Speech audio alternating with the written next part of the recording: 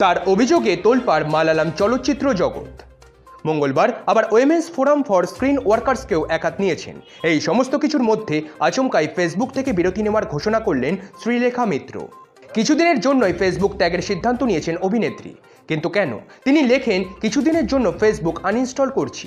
জন্মদিনের পাঠ, শুভেচ্ছা কিছুই আর ভালো লাগছে না।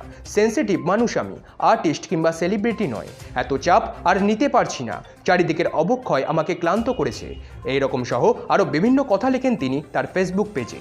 হেমা কমিটির রিপোর্টে বিদ্ধ মালায়ালাম চলচ্চিত্র ঘগৎ। তাতে ঘৃতাহুতি পড়ে শ্রীলেখা মিত্রর অভিযোগে।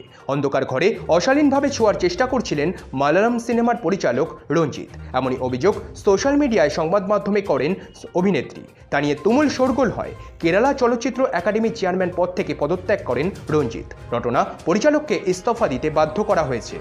অপরদিকে টলিউডে কাজের পরিবেশ ঠিক রাখার দাবি জানিয়ে আর্টিস্ট ফোরাম ফেডারেশন ও টেলি একাডেমির চেয়ারম্যানকে মঙ্গলবার চিঠি দিয়েছে women's forum for screen workers.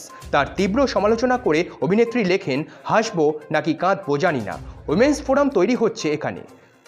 যে এসবের বিরুদ্ধে প্রথম সোচ্চার হয়েছিল তার নাম কেনই বা নেবে?